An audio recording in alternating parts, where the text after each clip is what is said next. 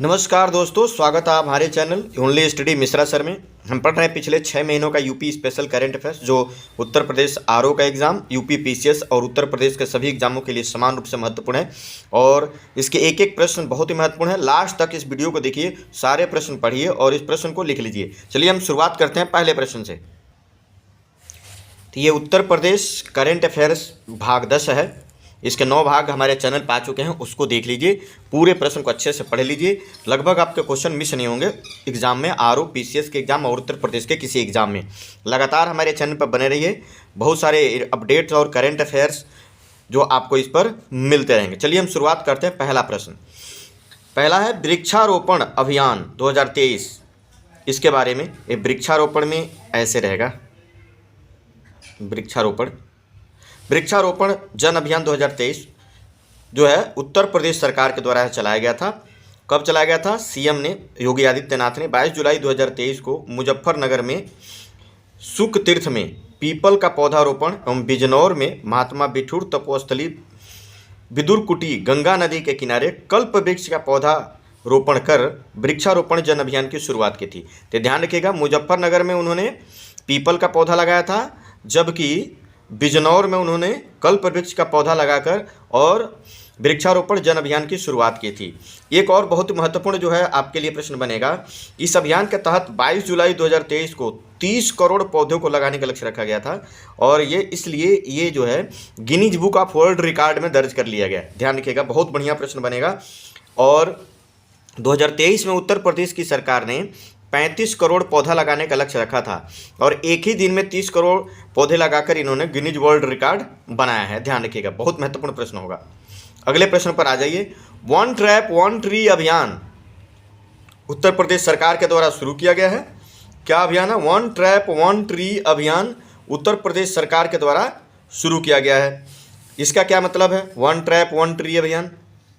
तो देखिए, 1 जुलाई 2023 से उद्देश्य है ग्रामीण क्षेत्रों में पीने योग्य जल के पानी की व्यवस्था करने के साथ साथ राज्य के हरित क्षेत्र का विस्तार। मतलब समझ लीजिए, जो नल का जल पानी दिया जाएगा तो उस कनेक्शन के साथ एक एक पौधा भी दिया जाएगा। एक एक पौधा, नल का कनेक्शन के साथ साथ एक एक पौधा भी दिया जाएगा। और 1 जुलाई से 7 जुलाई के बीच 5 लाख पौधे लगाने का इसके तहत लक्ष्य रखा गया था। और यह अभियान उत्तर प्रदेश सरकार के अधीन नमामि गंगे कार्यक्रम और ग्रामीण जल पूर्ति विभाग द्वारा संयुक्त रूप से चलाया जा रहा है। तो उत्तर प्रदेश जो राज्य सरकार के अधीन नमामि गंगे कार्यक्रम और ग्रामीण जल पूर्ति विभाग द्वारा संयुक्त रूप से चलाया जा रहा है वन ट्रैप वन ट्री अभियान। यह ध्यान रखिएगा, बहुत ही मतलब 5 लाख पौधे लगाने का लक्ष्य भी है, और नल के जल कनेक्शन देने के साथ साथ एक एक पौधा भी दिया जाएगा। मेन मोटिव ये है। तो ये दूसरा प्रश्न भी आपको ध्यान में रखना है। अगला प्रश्न देखिए, ओबरा डी तापीय परियोजना। ओबरा डी तापीय परियोजना यूपी मंत्रिमंडल की मंजूरी मिल गई है। मंत्रिमंडल द्वारा 800 मेगावाट की 2 ओबरा डी तापीय परियोजना को मंजूरी मिली है। याद रखिएगा, यह राज्य की पहली ultra super critical thermal power plant होगा। Ultra super critical thermal power plant होगा। और ये कौन? यूपी सरकार और एनटीपीसी, ये दोनों मिलकर चला रहे हैं। और इसमें इन दोनों का, सरकार, यूपी सरकार और एनटीपीसी का 50-50 की हिस्सेदारी होगी। ये बात भी आप ध्यान रखिएगा। सुर वसुधा हस्तकला, सुर वसुधा एक प्रोग्राम है, हस्तकला संकुल बड़ा लालपुर वाराणसी में इसको जो है शुरू किया गया है। हस्तकला संकुल होगा ये बड़ा लालपुर वाराणसी में। सुर वसुधा में देश के सतत विकास को बढ़ावा देने के लिए one earth one family one future की परिकल्पना पर एक नुक्कड़ नाटक की प्रस्तुति दी गई थी। ध्यान रखिएगा, सुर वसुधा के लिए बड़ा लालपुर वाराणसी में, चूँकि वाराणसी भारत की और उत्तर प्रदेश की भी सांस्कृतिक राजधानी के रूप में उसको देखा जाता है, तो वहाँ पर सुर वसुधा नाम का एक नुक्कड़ नाटक प्रस्तुत किया गया था। तो ये पूछा जा सकता है। और ये जो मोटो जीपी बाइक रेस, 5वां नंबर प्रश्न को देखिए, मोटो जीपी बाइक रेस ये परीक्षा में बिल्कुल जरूर आएगा। कारण क्या है कि ये एशिया में भी, भारत में भी उत्तर प्रदेश में पहला ये मोटो जीपी बाइक रेस है। और उत्तर प्रदेश में हुआ, कहाँ हुआ है? बुध इंटरनेशनल सर्किट है ना, बुध इंटरनेशनल BIS ग्रेटर नोएडा, बुध इंटरनेशनल सर्किट नोएडा में 22 सितंबर से 24 सितंबर 2023 तक इसका आयोजन हुआ था। तो ये भारत की ही नहीं, एशिया की भी पहली मोटर बाइक रेस है। यहाँ पर एशिया में पहली बार भारत में मोटर बाइक रेस आयोजित की गई। इसमें 41 टीमें और उसके 82 राइडर का मतलब होता है ड्राइवर, ने हिस्सा लिया था। विजेता कौन था? मार्को बेच्ची। मार्को बेच्ची जो है इसका विजेता था। सीएम योगी आदित्यनाथ ने इसको ट्रॉफी प्रदान की थी। सेकंड नंबर जे मार्टिन और थर्ड पे आर क्वाड्रो। तो ये चूँकि ये मार्को बेच्ची जो है इसी को पूछा जाएगा, तो ध्यान रखिएगा कहाँ हुआ था ये? बुध इंटरनेशनल सर्किट, ग्रेटर नोएडा में। अगला प्रश्न देखिए, पर्यटन रिपोर्ट 2022। पर्यटन रिपोर्ट 2022 ये ध्यान रखना। वर्ष 2023 में पर्यटन में शीर्ष 2 राज्य कौन से हैं? तो उत्तर प्रदेश। मतलब पूरे भारत में सबसे ज़्यादा पर्यटक कहाँ है? उत्तर प्रदेश में। और उत्तर प्रदेश में कितने आए? 21.8 करोड़, मतलब 21 करोड़ 80 लाख से ज़्यादा पर्यटक उत्तर प्रदेश में आए और पहले नंबर पर है। दूसरे नंबर पर तमिलनाडु है। तमिलनाडु में 21 करोड़ 60 लाख से अधिक लोग जो है वहाँ घूमने के लिए गए, पर्यटन के रूप में गए। तो उत्तर प्रदेश, तमिलनाडु पर्यटन में शीर्ष 2 राज्य हैं भारत में। और उत्तर प्रदेश के ज़िलों में बात करें तो 2 ज़िले हैं। आगरा में सबसे ज़्यादा उत्तर प्रदेश में पर्यटक के रूप में लोग गए हैं, और दूसरा मथुरा है। तो आगरा, मथुरा 2 उत्तर प्रदेश में ऐसे ज़िले हैं जहाँ पे पर्यटक सबसे ज़्यादा गए हैं। तो पर्यटन रिपोर्ट जुड़े उत्तर प्रदेश की ये जानकारी है, तो आप इसको याद रख लीजिएगा। अगला देखिए, 7वां प्रश्न क्या है? चाइल्ड ट्रैफिकिंग इन इंडिया के बारे में है ना। Child trafficking in India, trafficking का मतलब क्या होता है? तस्करी। तो बच्चों के तस्करी का जो एक रिपोर्ट है भारत में, इसको किसने जारी किया है? गेम्स 24/7 और कैलाश सत्यार्थी चिल्ड्रंस फाउंडेशन। कैलाश सत्यार्थी कौन है?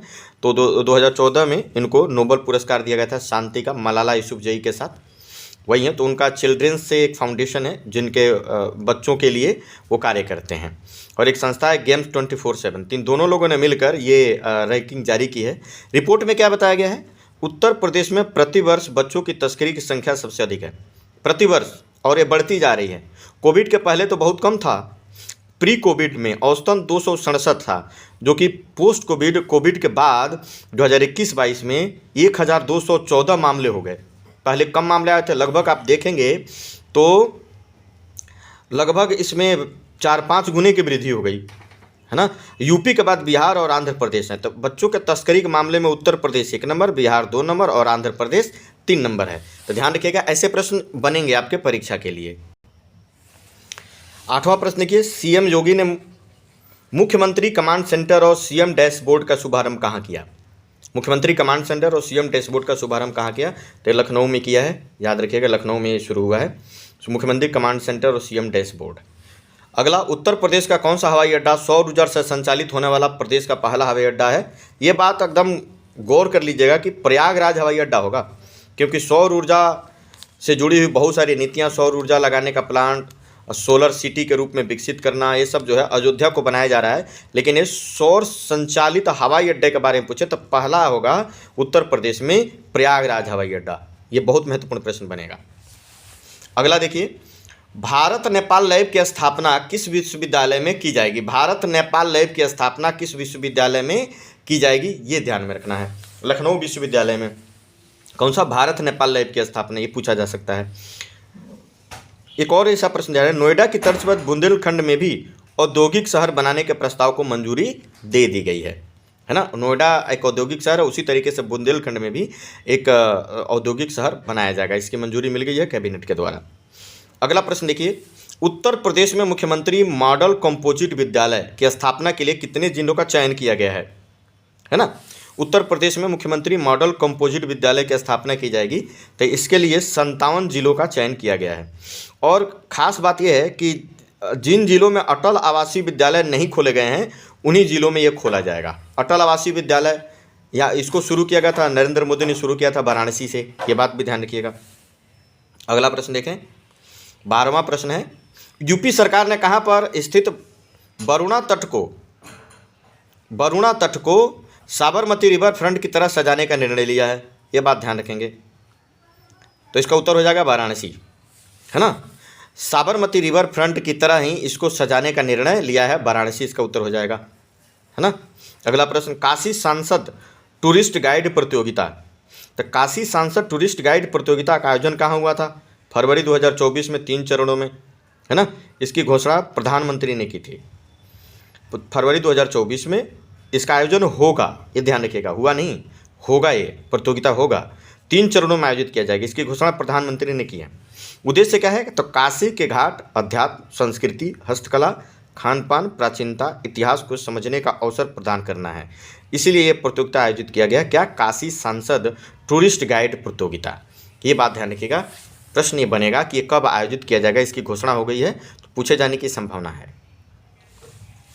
उत्तर प्रदेश का कौन सा संस्थान हृदय प्रत्यारोपण शुरू करने वाला प्रदेश का पहला संस्थान होगा? उत्तर प्रदेश में है ना, हार्ट ट्रांसप्लांट शुरू करने वाला पहला संस्थान। तो संजय गांधी पीजीआई जो है ना, एसजीपीजीआई कहते हैं लखनऊ में, लखनऊ पीजीआई जो होगा वो पहला संस्थान होगा। किस विमान कंपनी ने आगरा से जयपुर के लिए छोटे विमान की सेवा 29 अक्टूबर से शुरू की है? छोटे विमान मतलब छोटे दूरी का भी विमान सेवा शुरू किया, किस विमान कंपनी ने? तो इंडिगो एयरलाइंस इसका सही जवाब होगा। इंडिगो एयरलाइंस ने इसको शुरू किया है। अगला नेक्स्ट प्रश्न देखें। सितंबर 2023 तक आयुष्मान भारत हेल्थ कार्ड पर रजिस्ट्रेशन के मामले में कौन सा राज्य शीर्ष पर है? प्रश्न देखिए, सितंबर 2023 तक आयुष्मान भारत हेल्थ कार्ड पर रजिस्ट्रेशन के मामले में शीर्ष राज्य कौन सा है? तो उत्तर प्रदेश में सबसे ज़्यादा आयुष्मान भारत हेल्थ कार्ड बनाए गए हैं, शीर्ष पर है ये उत्तर प्रदेश। चूंकि उत्तर प्रदेश से जानकारी है तो केवल हम उत्तर प्रदेश की ही जानकारी बता रहे हैं। फटाफट आप इसको फटाफट के अंदाज में इसको रिवीजन कर लीजिए। अगला प्रश्न देखिए, राज्य सरकार ने अल्पसंख्यक छात्र छात्राओं को किस आधार पर छात्रवृत्ति देने की घोषणा की है? जो माइनॉरिटी जो है स्टूडेंट हैं, छात्र और छात्राएं हैं, दोनों को शामिल करेंगे, बालक बालिका। किस आधार पर छात्रवृत्ति देने की घोषणा? तो मेरिट आधार पर। और छात्र को पिछली कक्षा में 60% अंक लाना जरूरी है। 60% जो अंक लाएगा उसी को जो है उसी मेरिट के आधार पर उनको छात्रवृत्ति दी जाएगी। अगला प्रश्न देखें, किस राज्य की टेक्सटाइल इंडस्ट्री उत्तर प्रदेश में स्थानांतरित होने वाली है? किस राज्य की टेक्सटाइल इंडस्ट्री उत्तर प्रदेश में लगेगी? ये ध्यान रखिएगा, बहुत ही महत्वपूर्ण प्रश्न है। तो इसका उत्तर क्या होगा? देखें, हरियाणा। हरियाणा की जो टेक्सटाइल इंडस्ट्री है वो उत्तर प्रदेश में लगेगी। 2000 करोड़ का निवेश करके 50 से अधिक यूनिट यहाँ खोले जाएंगे उत्तर प्रदेश में, याद रखेंगे आप लोग। अगला, किस संस्थान ने देश के प्रमुख शहरों को कचरा मुक्त बनाने की कार्य योजना प्रस्तुत की है?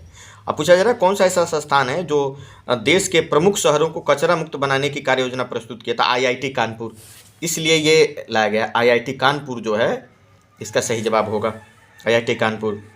उत्तर प्रदेश के किस जिले में 170 करोड़ वर्ष पुराना ग्लेकोनेटिक सैंडस्टोन मिला है? बहुत महत्वपूर्ण प्रश्न बनेगा। 170 करोड़ वर्ष पुराना ग्लूकोनेटिक सैंडस्टोन मिला है, तो सोनभद्र में मिला है। सोनभद्र है ना, दक्षिण में है, सोनभद्र जिला है उत्तर प्रदेश का, वहाँ पर 170 करोड़ वर्ष पुराना ग्लूकोनेटिक सैंडस्टोन मिला है।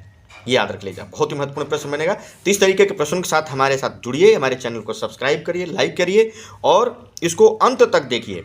हमारे साथ बने रहने के लिए बहुत बहुत धन्यवाद। जय हिंद, जय भारत।